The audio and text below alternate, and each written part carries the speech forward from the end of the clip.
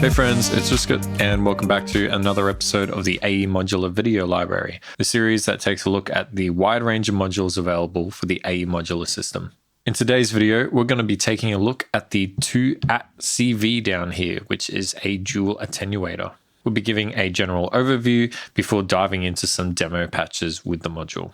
Before we begin, AE Modular is a small but ever-growing system, so if you find this video useful, be sure to like the video and subscribe if you haven't already, and consider supporting me on Patreon. The videos for these series can be found in a playlist on my channel and can be viewed in any order.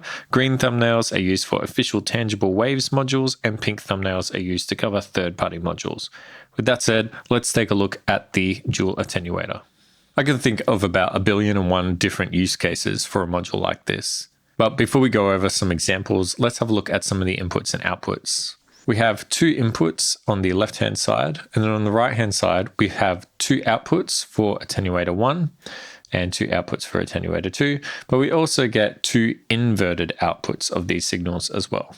There's also a bus CV and bus control down here for interacting with MIDI on external gear. And you might also notice that down the bottom here, we have switches, so we can switch between choosing between the inputs on this module, or if we switch it down, then we get a 0 to plus 5 volts signal. So we can turn this down and you'll see the little red light up as I knock this up to 5 volts. And I suppose this is probably the easiest place to start. So I'm just going to hook up my mixer here to my audio output.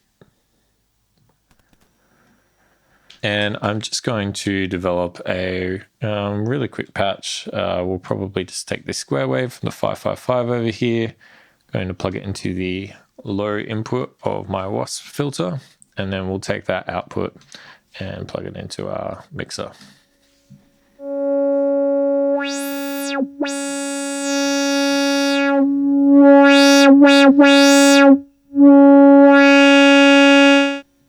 If we take the attenuator down the bottom here, and we'll choose the first output, and I'm going to actually plug this into CV2 on the wasp filter, and we'll turn this up. Now you can hear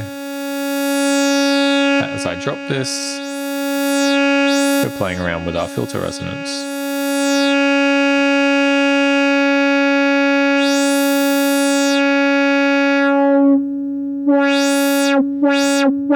So this can be particularly useful for a performance. Sometimes when I'm performing with this system, I've got lots and lots of cables floating around in front of my wasp filter. And if I want to play around with the CV influence on it, it can be a little bit tricky to get in and around all of the little wires there.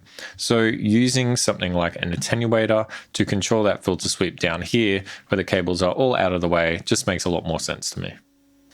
Let's switch this back to in for now, and we'll set up a different patch really quickly. I have a sample and hold module over here, and what I'm going to do is I'm going to trigger that using the yellow grid down the bottom here on Euclid grid. So we'll get that started, and at the moment we don't see anything happening.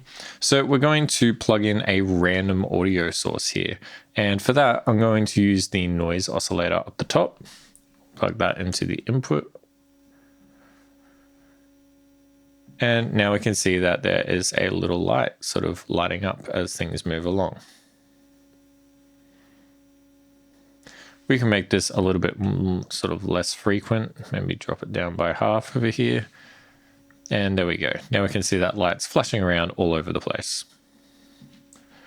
So if I were to take the output of this sample and hold, and we'll plug it into the CV influence on our wasp filter over here and turn it up.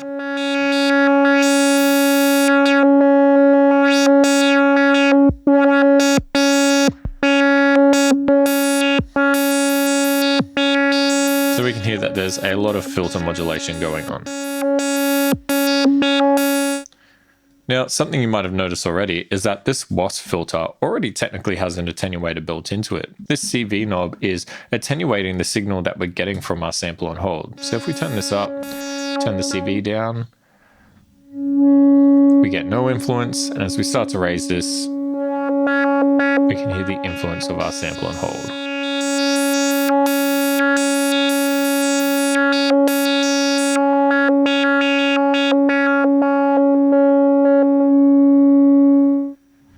let's say we didn't want to use that, or we were working on a module that didn't have an attenuator built in. Well, the simple process that we would do is take the sample and hold output and plug it into the attenuator down here. And then we'll just plug it into the output. And now we can use this knob down here to control that influence. We'll need the CV knob turned all the way up on this for now.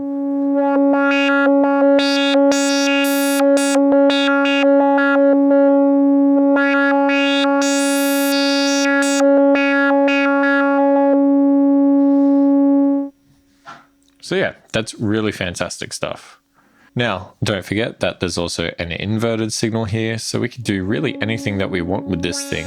I don't know, for example, let's take the inverted signal and we'll plug it into the frequency input on the 555.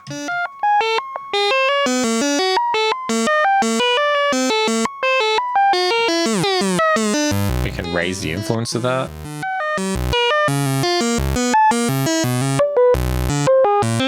Or we can drop it down.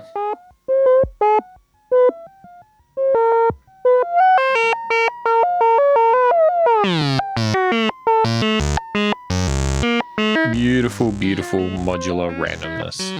Speaking of making sequences, for example, if I take the RBSS down here, which is technically like a little Turing machine, it'll sort of create random CV values and loop them for a certain amount of time. We can actually take the output of that. And what I'm going to do is plug it into the attenuator down here. And then we'll take that attenuated signal and we'll plug it into the frequency input on our oscillator. So right now we're just getting a very low bass tone. But if we start to increase this,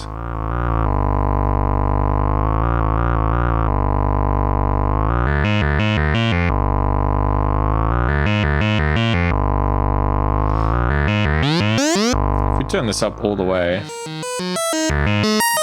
we can sort of hear what the RBS is doing, and that's like all over the place. It's a really, really big range. So sometimes you might want to tighten that range into more of like a bass region.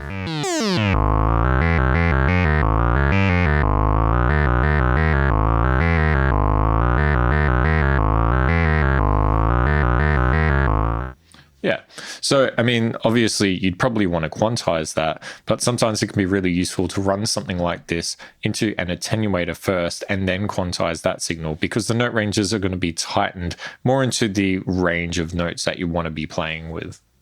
Now, aside from that, we could take the output of our WAS filter and plug it into the second attenuator down here.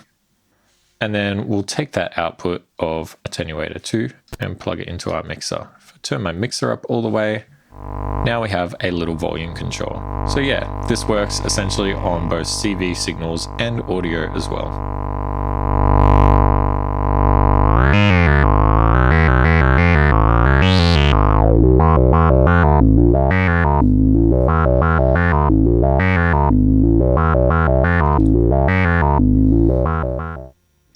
Aside from that, I don't really think that there's much else to discuss with this module. You can use it in a variety of ways, and I don't think any system is complete without one. So with that said, I'm going to leave you with some demo patches now. Hit the like if you like, and if you don't, tell me why. Please subscribe, check me out on Patreon, and thanks for watching. I'll see you in the next one.